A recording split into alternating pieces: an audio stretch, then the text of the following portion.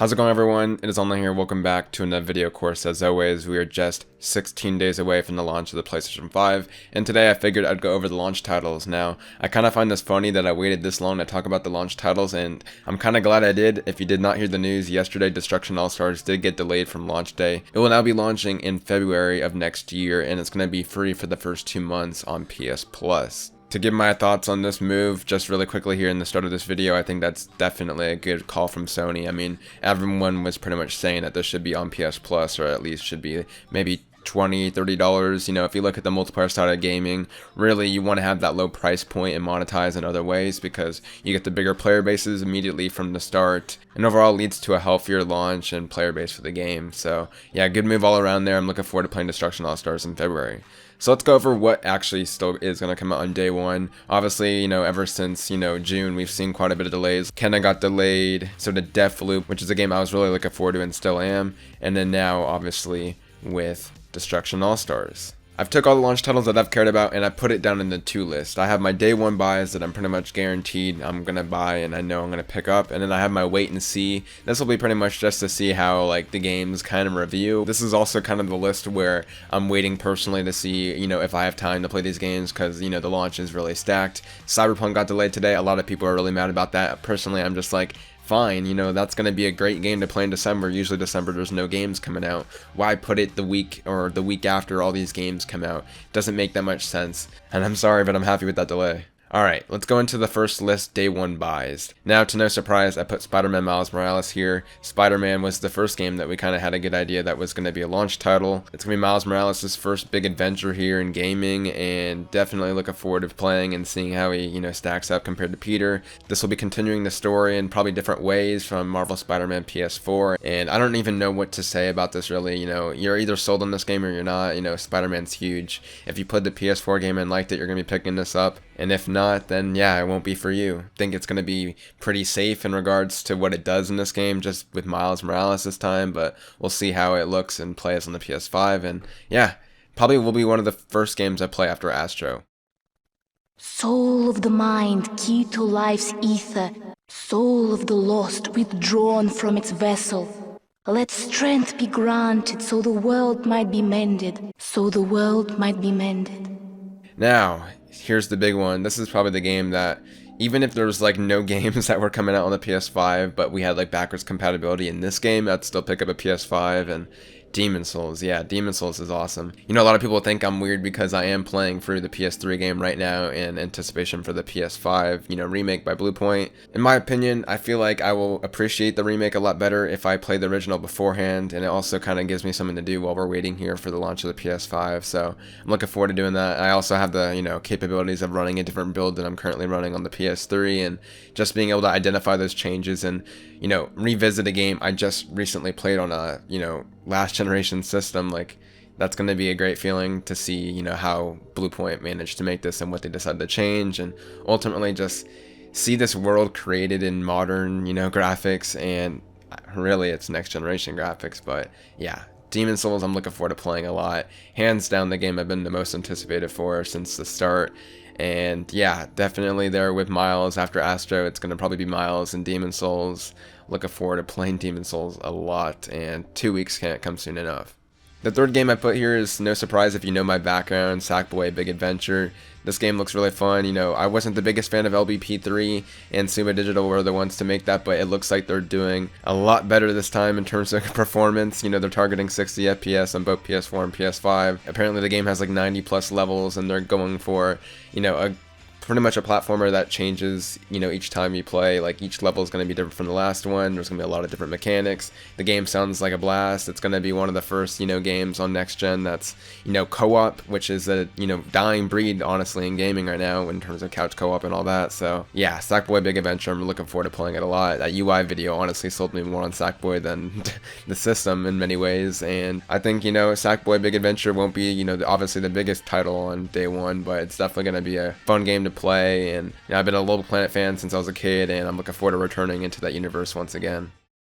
Alright, now I have 2 more games on my day one purchases that I know for sure I'm going to buy, and these are the third party ones. The first one I put is Watch Dogs Legion. Now, this is actually an interesting one because I feel like if you ask a lot of people might be more excited for Assassin's Creed Valhalla. Personally, I'm the opposite. It's been 4 years since we got a Watch Dogs game, and I absolutely loved 1 and 2. I mean, I wouldn't say loved 1.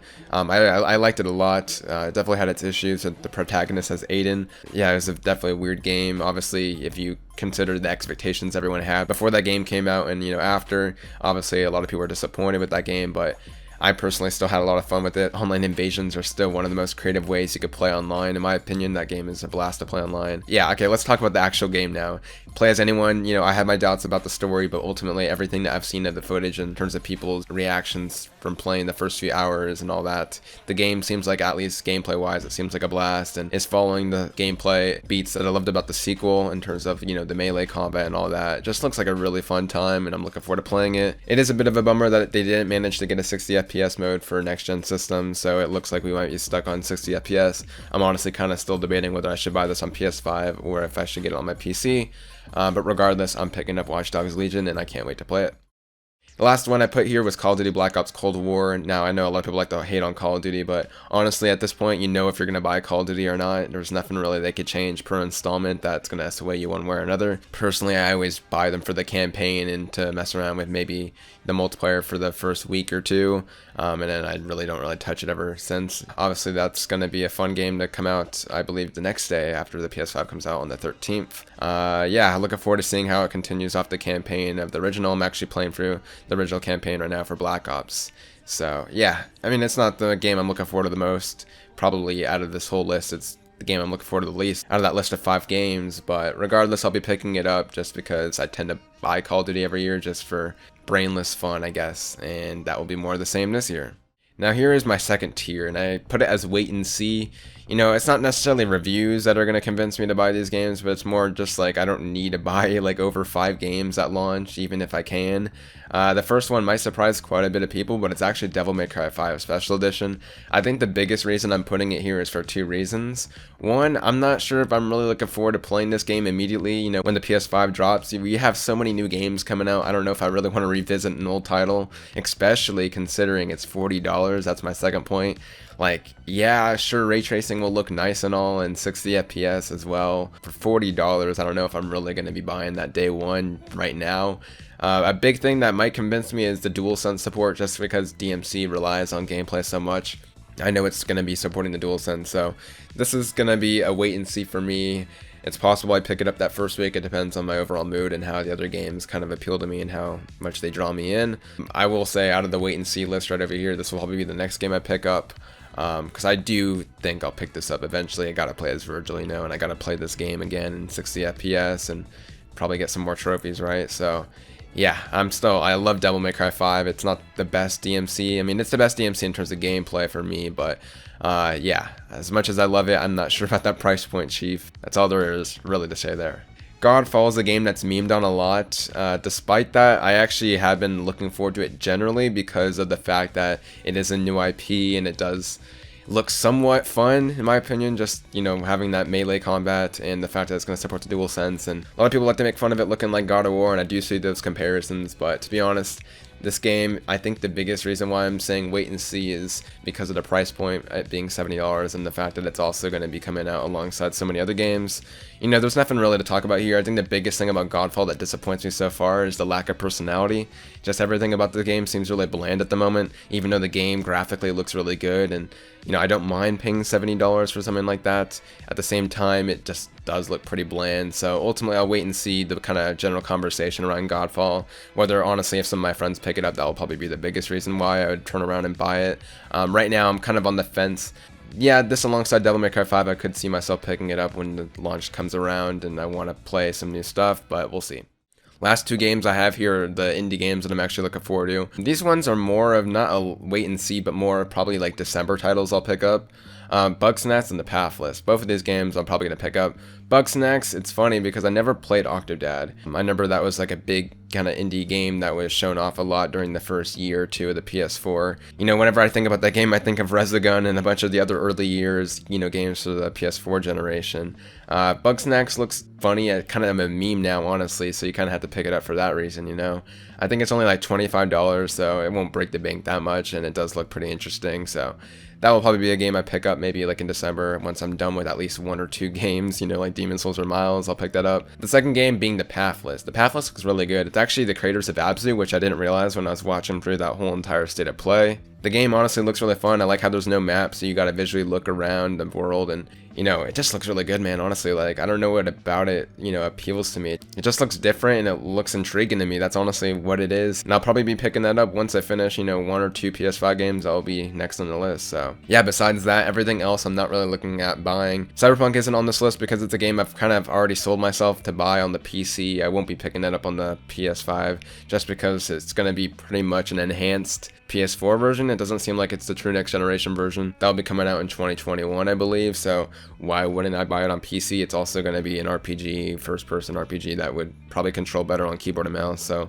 that's kind of what I'm thinking about here. But yeah, besides that, Assassin's Creed Valhalla will probably be a pass for me, at least this holiday season. Just too many other big games coming out, as well as I haven't really liked Origins or Odyssey that much. Really looking forward to seeing what your list is. Currently, yeah, as I said, to go through it all once again, the day one buys are going to be pretty much 5 games for me: Spiderman, Demon Souls, Sackboy, Watch Dogs Legion, and Call of Duty.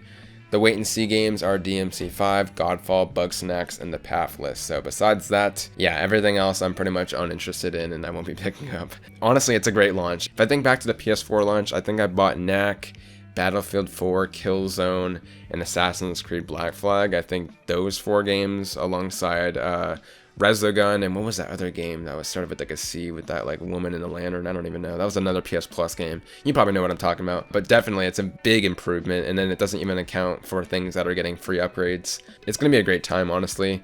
These next few weeks are gonna be bonkers, and yeah, what can I say? Follow me on Twitter at OnlineZhD for updates on more in terms of videos.